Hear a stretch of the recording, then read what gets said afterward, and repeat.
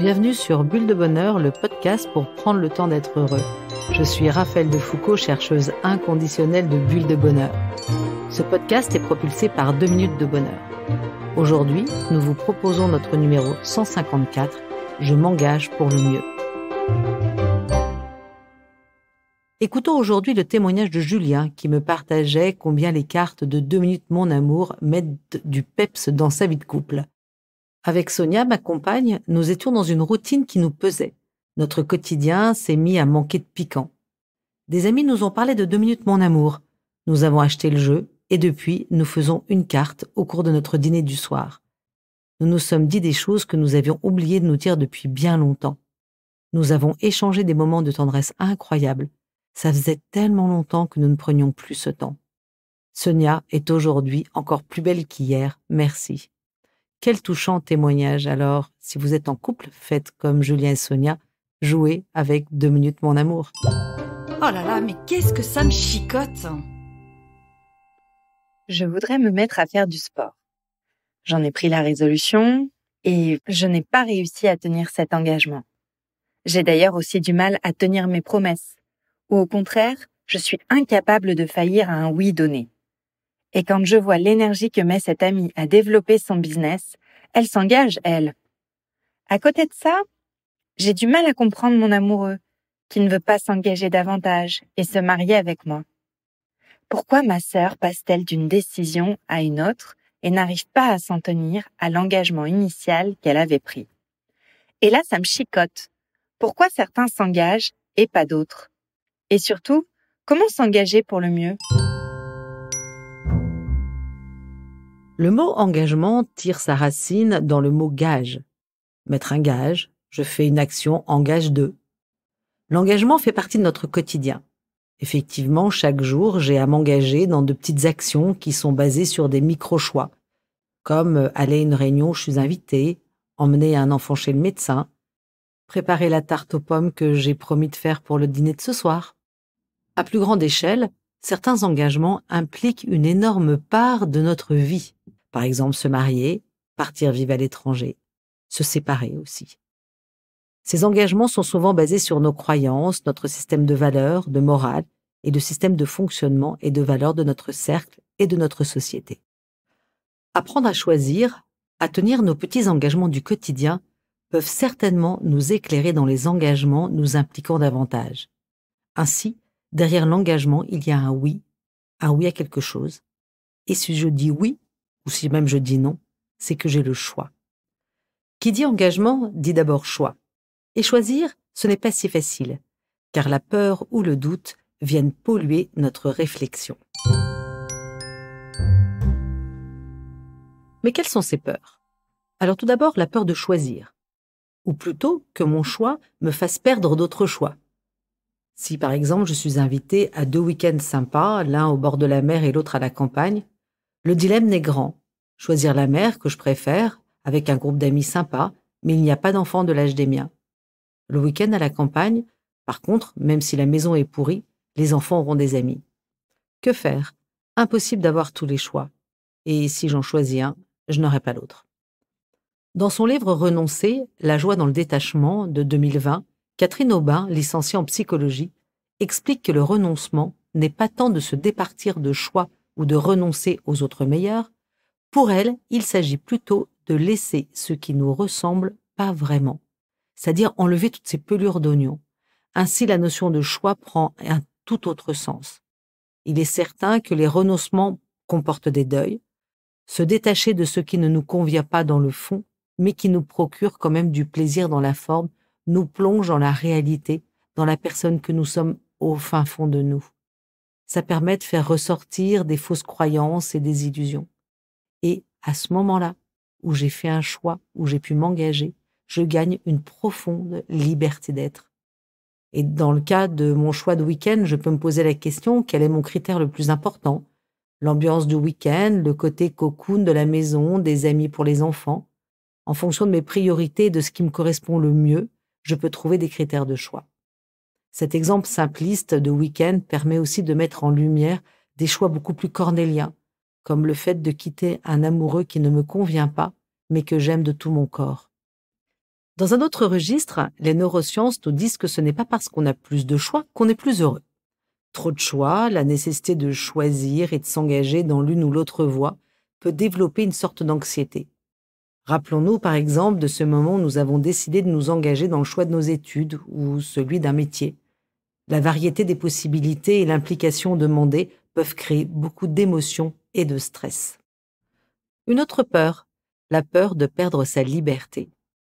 Nous entendons souvent que la peur de s'engager vient de la peur de perdre sa liberté. Et si cette idée reposait sur des fausses croyances ou des mythes? Peut-être est-il bon de se rappeler que les choses sont souvent moins figées que nous ne le croyons. Un choix est loin d'être cristallisé pour toujours. C'est comme si je faisais le choix de coucher mon enfant de 5 ans à 19 heures, ce qui est son besoin à ce moment-là, et qu'à 15 ans, je lui imposais toujours cette même discipline.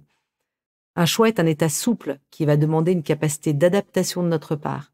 Nos choix s'adapteront aussi aux différentes réalités de la vie et à l'évolution de nous-mêmes, parce que nous-mêmes, nous ne sommes pas rigides, nous évoluons, nous bougeons. Nos engagements ne sont pas rigides, ils ne nous enferment pas. Au contraire, ils nous rendent même plus libres, ils nous font grandir et ils nous donnent un sentiment d'accomplissement. À noter qu'au cours de certaines étapes de vie, notamment à l'adolescence, nous pouvons être changeants. Les travaux de James Marcia sur le sujet sont passionnants. C'est un psychologue nord-américain qui a travaillé sur le développement de l'identité. Il explique que la quête de l'identité se divise en 2 parties. Tout d'abord le questionnement, puis l'engagement. Le questionnement, c'est le moment de la remise en question des valeurs reçues et des choix faits jusqu'à présent. Le résultat de ce questionnement va amener normalement la personne à l'engagement. Accueillir et faire soi les valeurs reçues, par exemple, faire un mix de ce qu'on a pu avoir et recevoir comme valeur, ou alors tout rejeter. Ces étapes se réalisent avec plus ou moins de succès en fonction des individus. Quoi qu'il arrive, ces moments de questionnement peuvent donner l'impression de papillonner.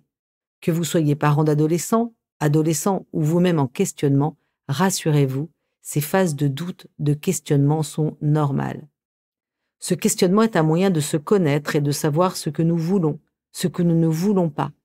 C'est dans ce processus que notre identité se forge et que nous pouvons ensuite prendre des engagements solides. Il est d'ailleurs important de traverser cette étape de définition de notre identité, car s'engager en se connaissant peu, selon Marcia, peut créer une crise et engendrer de la souffrance. Comme vous vous en doutez, à contrario, papillonner toute sa vie n'est pas non plus ce qui rend réellement heureux. En fait, nul n'est parfait. L'important est d'y aller progressivement, pas à pas. Et c'est sans doute le travail d'une vie. Une autre peur, la peur de ce qui m'échappe. Effectivement, l'autre est un univers que je ne contrôle pas. Nous sommes chacun un monde en soi. Lorsque je rencontre quelqu'un d'autre ou que j'intègre un nouveau réseau, un nouvel environnement, j'entre dans un univers personnel ou social qui est unique et qui possède sa part de mystère, sa part de différence et aussi de similarité. Cet univers différent de moi peut parfois me faire peur, car je ne peux pas tout prévoir, je ne peux pas le contrôler, et je ne sais pas quel impact il va avoir sur moi et quelle transformation il va opérer dans mon propre univers. Un petit tour vers notre podcast 129, j'essaye de lâcher prise. S'engager dans une relation comporte un risque. Notre passé nous a appris de l'engagement beaucoup de choses. Nous en avons fait notre propre définition avec les modèles de nos parents, de personnes qui ont compté pour nous, d'hommes et de femmes d'affaires, de carrière, des vedettes, etc. Et ça a façonné notre idée de nous engager et ce que ça demande, ce que ça implique comme exigence de notre part. Encore une peur, la peur de se dévoiler. La crainte de se dévoiler soi-même peut aussi être un frein à notre désir de nous engager. Il s'agit là de la complexité de s'accueillir vulnérable. Je vous renvoie pour ça à notre podcast numéro 49, Je montre ma vulnérabilité. Parfois, mes blessures m'éloignent de cette capacité, de ce désir profond d'ouvrir mon être à quelqu'un, de me montrer tel que je suis. Florentine Dolnoy-Wang, thérapeute de couple, parle même de petits congélateurs dans lesquels nous avons appris à mettre certains de nos potentiels, de nos désirs, lorsque nous avons eu l'impression que le fait de nous dévoiler nous empêchait d'être aimables ou aimés. Pensons par exemple à une rupture amoureuse qui s'est très mal terminée, à une situation où quelqu'un a trahi notre confiance, Et nous nous disons de ce fait-là, « Ah, je ne me referai pas avoir comme ça la prochaine fois. » Et là, je fais un petit mur. Je suis davantage sur mes gardes. Et il faut du temps, de la guérison, et parfois même de l'aide pour que ces blessures s'apaisent, guérissent, ou du moins nous redonnent notre capacité à nous ouvrir pleinement à l'autre. Allez, je change de regard. Il est bon de se rappeler que nous sommes des humains, vulnérables et en même temps façonnés par nos relations avec les autres, par nos expériences, notre éducation, notre culture. Nous sommes évidemment marqués par notre cheminement personnel, grandis par nos réussites et aussi blessés par certaines de nos expériences et par nos manques. De ce fait, pour certains, ouvrir sa porte intérieure sera plus difficile. Les murs seront plus longs à défaire et le mûrissement prendra plus de temps. Et si l'engagement était plutôt une histoire de maturation que de force? Il n'y a pas de secret. Il faut parfois du temps pour qu'un fruit soit mûr. On peut regarder une fleur pousser, mais tirer dessus ne sert strictement à rien et abîme souvent plus qu'autre chose. Cette réalité de temps et de maturation est vraie pour moi, mais aussi pour les personnes que je côtoie. Alors, j'apprends à essayer de respecter ce rythme et je cultive la patience. Je vous renvoie à notre podcast numéro 48. Une fois le choix fait, vient le temps de la réticence et des peurs dont nous parlions. Et si cette réticence à l'engagement, je ne la voyais pas comme une peur, mais comme un pas à faire. Mihaly Csikszentmihalyi, ce psychologue hongrois au nom absolument imprononçable, parle dans ses travaux du cycle de l'engagement. Toute action qui permet de progresser augmente la satisfaction de l'individu par rapport à soi et à sa vie. Par exemple, une méthode appropriée d'apprentissage du piano et des exercices réguliers permettent d'améliorer la pratique de l'instrument et de réussir à jouer la pièce souhaitée durant le concert de fin d'année. Effectivement, plus l'individu s'engage dans l'action, plus il a de chances de progresser, ce qui aura pour conséquence d'augmenter son plaisir et de là son engagement. Il y a donc un cercle vertueux qui se dessine. Engagement, progression, plaisir et satisfaction. Engagement, progression, plaisir et satisfaction, etc. Pour vous donner de l'élan positivement, vous pouvez lister quelques engagements à prendre ou une liste de petits choix à faire. Pour chacun, écrivez le pour, le contre, vos réticences et vos intérêts. Puis vous en choisissez un auquel vous accordez un peu de temps chaque jour pour le semer, le regarder pousser, l'arroser, le nourrir, le faire mûrir. Et lorsque vous vous sentez prêt ou prête, faites ce petit saut, engagez-vous et prenez le temps de savourer cette victoire. L'idée n'est pas de vous mettre un objectif irréaliste, mais simplement de vous donner un boost positif en faisant un choix, en accomplissant cet engagement à l'échelle de vos capacités. Choisissez du concret, un engagement qui vous fait du bien et dont vous pouvez être fier. Vous allez ainsi nourrir le cercle vertueux et augmenter votre plaisir et votre satisfaction. Ça pourrait être par exemple un sport à pratiquer, une formation à faire, une soirée à organiser pour l'anniversaire de votre chéri, une voiture à acheter ou prendre soin de son couple en vous disant 3 merci par jour. Dans le fond, finalement, il y a plusieurs nuances d'engagement. Alors, commencez à regarder dans sa vie tous les petits engagements que vous avez pris, de vous féliciter pour tous les choix que vous avez osé faire. Et si jamais certains de vous ne les avez pas tenus, vous laissez monter en vous les émotions qui viennent, vous les accueillez, vous les validez. C'est normal de ne pas se sentir toujours au top, d'être déçu de soi-même, d'avoir peur, de ne pas se s'être senti prêt à ce moment-là. S'écouter et se respecter, c'est le plus important. Parce que rien n'est plus terrible que d'avoir dit oui alors qu'à l'intérieur de nous, tout crie non. Je vous envoie pour ça sur notre podcast 38, J'ose dire non. Et prenez alors le temps de vous pardonner. Et ça, allez réécouter le podcast 15, Je pardonne. L'engagement est-il une des composantes du bonheur? Comme le décrit Martin Seligman, le fondateur de la psychologie positive, dans ses recherches, certaines composantes favorisent l'accession au sentiment de bonheur. Son modèle est composé de 3 éléments principaux. Avoir une vie plaisante, avoir une vie engagée et avoir une vie pleine de sens. Alors avoir une vie plaisante, c'est cultiver des émotions positives et se faire plaisir. Avoir une vie engagée, c'est être impliqué dans sa vie, avoir des objectifs et des projets même petit. Et avoir une vie pleine de sens, c'est être en lien avec ses valeurs et les mettre en pratique dans son quotidien. Le bonheur pourrait donc se résumer comme une sensation durable de plaisir chargé de sens. La notion de durée est importante ici.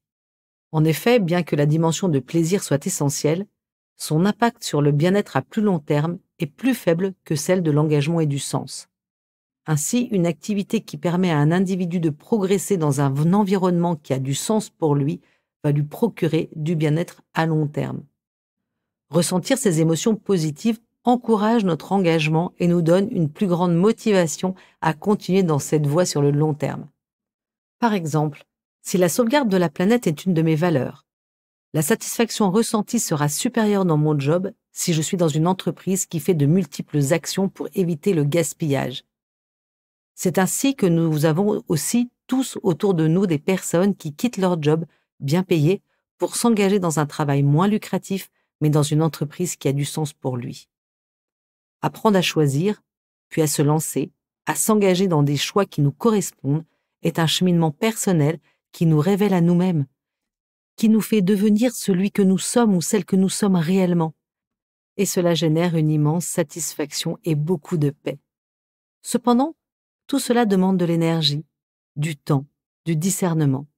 Et je trouve que l'engagement dans une vie de couple en est le meilleur exemple. Parce que pour qu'un couple dure et pour que l'engagement du couple dure, ça demande de l'entretien. Comme si on avait envie de prendre soin du plus beau des jardins. Et hop, je me lance. En bref, si je résume, je comprends que 1. S'engager est un défi, un pas à faire vers l'inconnu. 2. Choisir, c'est renoncer. 3. S'engager me révèle à moi-même et me permet de prendre confiance en moi. À vous de jouer, chers auditeurs. La carte de 2 minutes ensemble nous propose de prendre du recul et de faire la somme de tous les petits engagements pris depuis une semaine. Savourez-les et félicitez-vous. La petite mousse est américaine cette semaine et nous vient d'Abraham Lincoln. Il nous affirme que l'engagement est ce qui transforme une promesse en réalité. Avec Bulle de Bonheur, prenez le temps d'être heureux. Merci pour votre écoute. Si vous avez aimé, dites-le nous avec 5 étoiles. Laissez vos commentaires et envoyez des bulles de bonheur à vos amis et partagez ce podcast. Inscrivez-vous à la newsletter en allant sur notre site 2 minutes de bonheur pour être notifié des prochains épisodes. C'est aussi très facile de nous trouver sur les réseaux sociaux, Facebook et Instagram. Il suffit de chercher 2 minutes de bonheur. Bulle de bonheur est propulsée par 2 minutes de bonheur, des outils pour créer du lien et prendre le temps d'être heureux.